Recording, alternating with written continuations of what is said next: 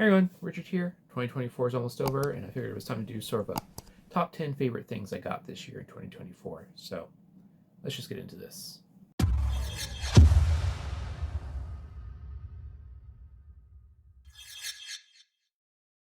All right, before we get into the top 10, I'm going to show, I think, two runner-up items that didn't quite make it into the top 10, but I still really liked them. So I figured, why not cheat a little bit, do two of them.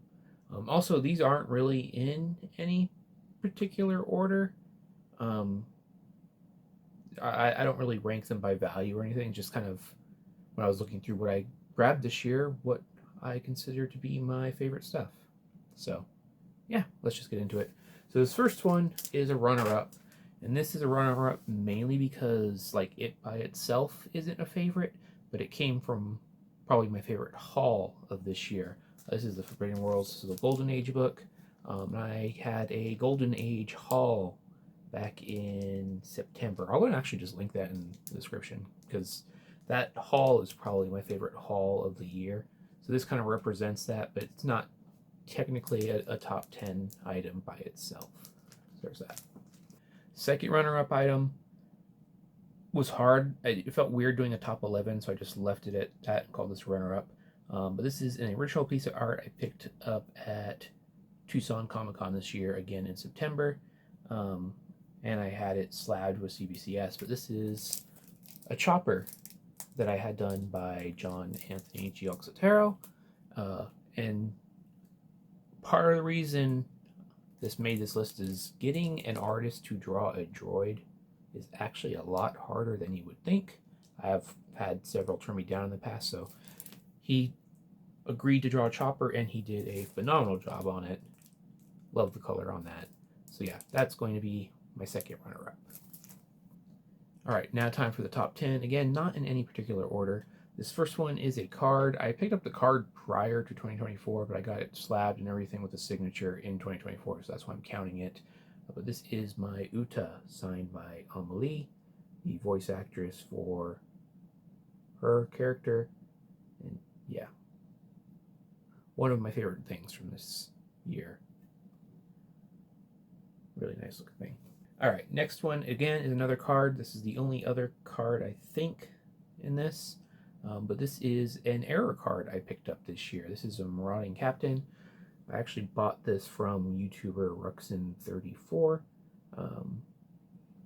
It has a pretty significant ink error. Can't really tell if it's picking up on camera or not. But I watched Ruxin for a few years now. Really enjoy his stuff. And plus, it's a set that I collect pretty exclusively in Yu-Gi-Oh! And it's a pretty cool error. I've never seen another one quite like it, so there's that one. All right, next pickup is more original art, again from Tucson Comic Con. Tucson Comic Con kind of dominated my favorite stuff this year. I didn't actually pick up a ton of stuff this year, even though I had quite a few videos and hauls. It seemed like I didn't actually pick up as much as I thought I did. But this right here is, again, an original piece of art, and this is a Supergirl done by Stephen Butler. I was just kind of blown away with what I got from my price here. I'm a huge Supergirl fan. I was able to get it on a Supergirl cover that really has no business being drawn on because the quality of this particular cover is not great, but came out really nice. Very happy with that. There's that. All right, next up, this one is actually from the Tucson Toy Show back in March. And I got this as a set with all 6 issues that came with it, but this will be representative of that. Star Wars Heir to the Empire #1. Got this for a really good deal. For the 6 books, I paid less than what this book itself is worth, so definitely had to make this list. That was probably my favorite pickup from that particular show in general, so yeah. All right, next book. This is a Golden Age book, and a fairly old Golden Age book, Captain Marvel Adventures #20.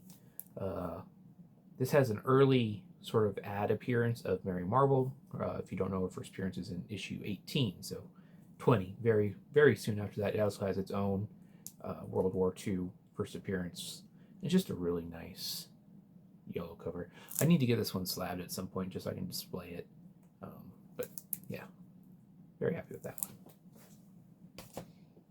Next up, this might has the possibility of being my overall favorite, just because of how I found it in a cheap bin after someone told me that there wouldn't be anything in there that wasn't cheap, like because they use Key Collector. This is 4-color 656, the second appearance of Turok, in pretty nice shape. Another one I really do need to get graded at some point. But I was very happy to get this year.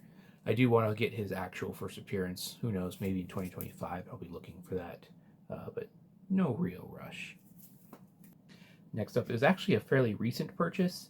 This one is a pulp, Argosy. This is the third ever story of Zoro. I do want to possibly get this one slabbed at some point, but I'm not in a rush to do that. It would be just to have it displayed because it wouldn't grade high, but very happy with this. Fairly scarce book to get. Yeah, third ever story of Zoro. Next purchase was another Tucson Comic-Con purchase. This was a book that I've been looking for quite a long time, honestly, and I got it for a really good price. Katie Keene, number 60. Really nice underwater cover there. But yeah, I've been looking for this one for actually a few years, so finally get it in a price that I was happy with. Very happy. All right, only two more. This one was sort of my whim buy of the year. Took no thought into it. I saw it was an auction and it was ending, and it was fairly cheap considering what it is.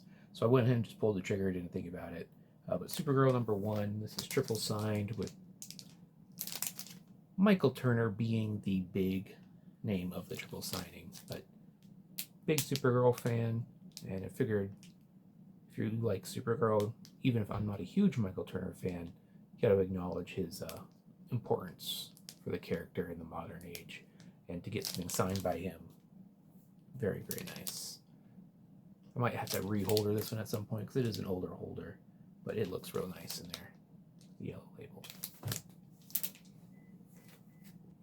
And last but not least, this is my Mandalorian book signed by Rosario Dawson. One of my favorite pickups of this year. Definitely has a contender for the overall favorite. Really great Adi Granoff cover, and she signed it nice and big in silver. This goes actually one of my books that goes up on my wall over there because I like to display it. And yeah, big AHSOKA fan. Who doesn't love Rosario? So yeah, that is it. Those are my top pickups for 2024. Yeah, I guess I'm saying I'm not picking up anything else huge in 2024 by sharing this, but that's fair. Hopefully y'all enjoyed this. I'm definitely looking forward to see what I can find in 2025. Videos are continuing at probably the same pace. I've been enjoying posting a lot of them. So yeah, hopefully y'all enjoyed this. Hopefully a lot of you also post your top pickups of 2024 because I do enjoy watching those videos. And yeah, take care everyone.